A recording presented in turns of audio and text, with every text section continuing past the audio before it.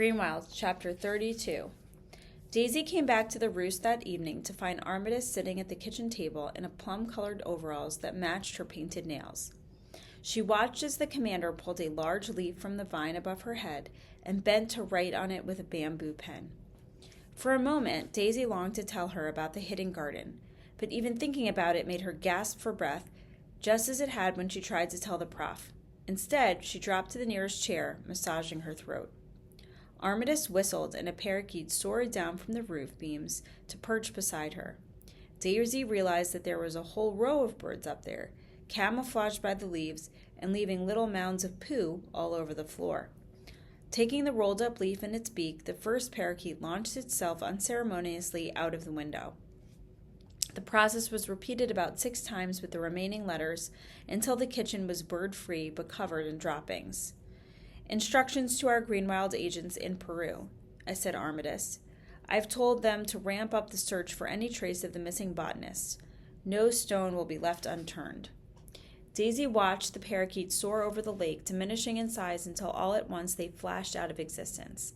And she blinked. "How? Birds and some butterflies, I believe, are the only creatures that can come and go directly through the walls of the pocket," explained Armitage. "As far as post goes, we find parakeets are best for the job, even better than carrier pigeons. They're a magical variety, special bred for intelligence and endurance." "Will they really get to South America?" asked Daisy. The commander's eyes sparkled. "Oh, they'll get there, Daisy, and bring back answers. Parapost is more reliable than human post, and twice as fast. One of the main mailing offices is in London, and the birds fly from there across the 2 worlds." Daisy thought of the parakeets that had filled the skies above London on that long-ago winter day with Ma. It looked like she'd finally discovered where they'd come from. "Stop! Stop! No, you stop!" It was late at night, and Daisy was in the hidden garden, collapsed beside the small pond that shone like a silver penny. Hal had started it, splashing her with a handful of water, but she had finished it, tipping him headfirst into the pond. He had surfaced, water streaming from his nose, his face a picture of outrage. "Why, you—" He hooked a hand around her ankle, pulling her in after him, and a happy water fight commenced, ending with both of them freezing cold and gasping on the bank. Daisy gathered the long rope of her wet hair in both hands and wrung it out like a washcloth, aiming the freezing water at Hal's feet. "Enough! I surrender," he said, and laughed, shaking his head like a wet dog so that the droplets flew out in a bright arc around them, catching the moonlight. "Come on," said Daisy, scrambling to her feet as Hal peeled off his socks and hung them on a nearby branch. "Don't we have work to do?" They worked side by side for an hour, and as they weeded, Hal asked for more stories of Daisy's travels with Ma. She told him about India, where she'd seen people riding on elephants as big as double-decker buses. Hal didn't know about buses, which meant a digression into public transport in Grayside, London.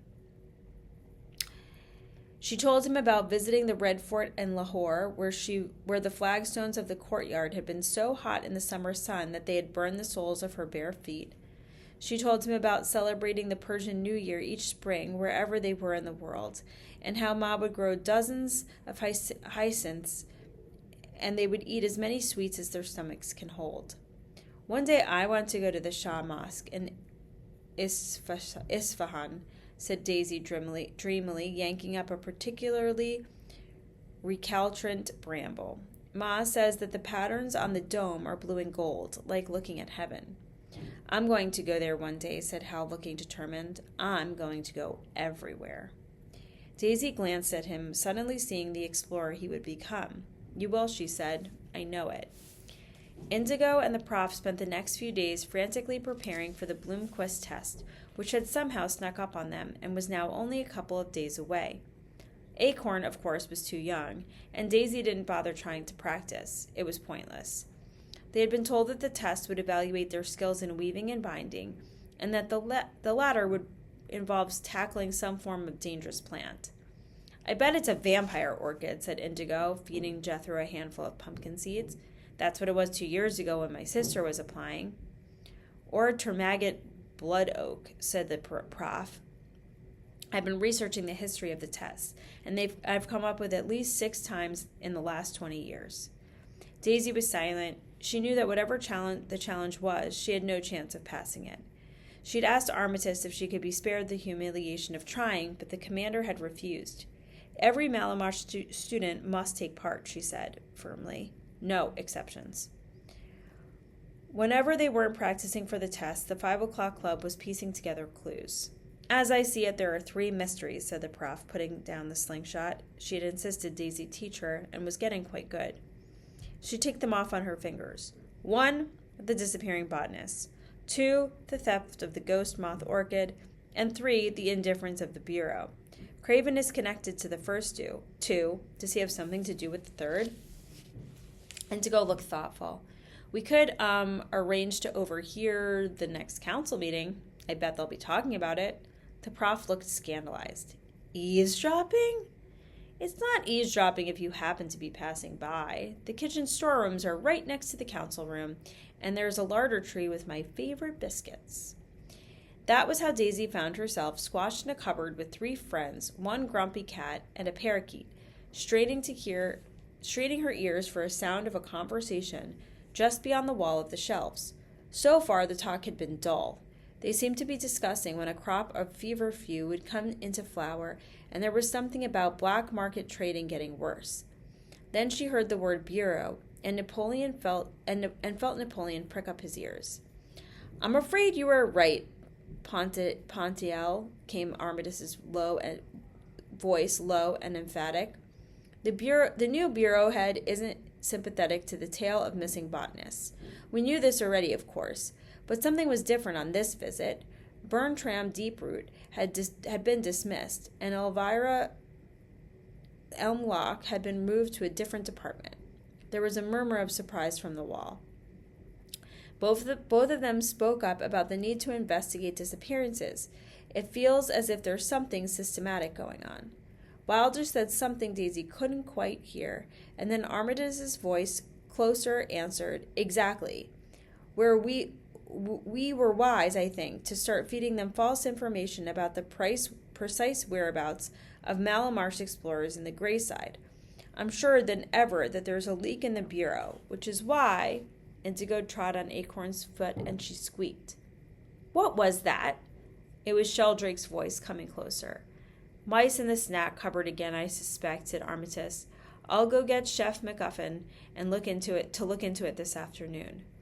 Moving as silently as they could, the 4 of them left the cupboard, Indigo's pockets weighed down with ginger biscuits. The day of the test dawned bright and chill, with frost glittering and crunching underfoot like sugar. Daisy, Indigo, and the prof met outside Chivalry Chase after breakfast. The prof was tight-lipped, and Indigo looked queasy. Every time she thought about the test, Daisy felt as if a party of snakes were dancing the tango in her intestines. A large enclosure made from holly boughs had gone up overnight on the lawn in the front of the chase, and it felt as if half of Malamarsh was crowded around it to watch the coming event. Daisy swallowed, feeling sick. She didn't care about getting into Bloomquist, but she was dreading the moment when everyone would finally learn she didn't have magic after all. She said a small prayer of thanks that Armitage had been called away to an urgent meeting of the Fungi Preservation League and wouldn't be there to witness her humiliation. But she spotted a scowling Sheldrake in the crowd, as well as a tired-looking Marigold Brightly and a beaming Madame Galtrop, who was waving a red handkerchief at them and calling, Bon chance, Miss Enfants. Acorn was jumping up and down at the front, holding a large good luck banner covered with real 4-leaf clovers. Daisy only just managed to summon up a small smile for her benefit. The other students were already inside the enclosure, standing around nervously, while a hardy-looking woman with muscular calves ticked off their names on a clipboard. The Bloomquist Examiner, whispered Indigo, nodding at the woman who had thick braids looped around her ears, and the sort of voice that is well suited to yodeling from alpine peaks. Greeting, Malamarshers, she boomed. Another year, another fresh crop of young botanical talent. She breathed in deeply, like an Olympian athlete surveying mankind from the top of Mount Everest. My name is Honoria Bloomquist examiner and outreach officer. We're here today for the first of 3 Bloomquist entrance examinations. Those who succeed in passing each of these 3 tests," she beamed at the students, "will have the honor of joining the school in September." Someone in the crowd whooped, and Miss Plume clapped her hands as the bell tolled out 9 times across the grounds. "Right on time. Let us begin." Wildish had prepared his students well for the first part of the test, which involved weaving a length of specially provided vine into a series of complicated sailing knots. The prof passed with flying colors after executing a superb cleat hitch, and everyone else managed well enough, even if Indigo's bowline knot came out more like a squiggle. Daisy's vine, as she had expected, remained slumped on the ground. "Time's up," called Miss Plume, who was pacing up and down the line of students making notes on her clipboard. "Jolly good, Miss Bellamy." Daisy shifted uneasy. "Can you hear that?" she whispered, turning to the prof. "It sounds like hissing." The prof gave a tiny nod and then turned to face Daisy, and the other half of the enclosure were huge and indistinct shape, writhed beneath the giant green tarpaulin. Daisy gulped. "That's it, isn't it? The dangerous plant we're supposed to..." She trailed off, and the prof nodded again, looking slightly sick. "And now," Miss Plume was booming, "for the fun part, the binding task." She strode across the enclosure and whipped back the green tarpaulin with dramatic flourish. The crowd gasped and leaped backward as one. The uncovered plant hissed, a susurration of a sound that seemed to double and redouble across the enclosure. Slowly, Daisy began to piece together what she was seeing. It was a plant the size of a small tank, with dense, interconnected roots and scaly vines that swarmed upward like muscular pythons, 50 of them at least, each as long and sinuous as a fire hose, with cold amphibian eyes and unhinged jaws. Miss Plume beamed at them. "A venomous hydra," she said, rubbing her hands together and looking inordinately pleased, as if this was a treat she'd arranged specially. "It arrived yesterday from the wilds of the Greek Greenwild. The international task force who subdued the plant said it was terrorizing a small botanical community outside Athens, and we immediately earmarked it for today." The prof was gazing at the hydra, wide-eyed with a mixture of terror and fascination. There were a few uneasy murmurs from the crowd. "Your task," called Miss Plume heartedly, "is to bind as many of the heads as you can at one time. The more you bind, the more points you will earn." "But Miss..." Calissa raised her hand, looking doubtful. "Isn't it dangerous?" One of the hydra's many heads snapped, and a passing pigeon vanished with a terrible squawk. "That," said Honoria Plume, making a note on her clipboard, "is why you mustn't go past the white line by your feet." She pointed, and they looked down to see a thick line drawn in chalk across the middle of the enclosure, at a distance of about 12 paces from the hydra. "The plant is firmly rooted, so as long as you don't cross that line, you'll be safe, Miss Cantrip. Now, I'll ask each of you to come up in alphabetical order." Slowly they lined up along the perimeter of the hydra, as the hydra lunged and snapped forward with 100 flickering tongues yanking madly against its roots. Daisy could see beads of poison glistening on the tips of 1,000 fangs and shuddered. The prof was first in line and drew gasps of admiration from the crowd by immobilizing a total of 9 snake vines in one go. They froze midair, each petrified into a furious S with open jaws.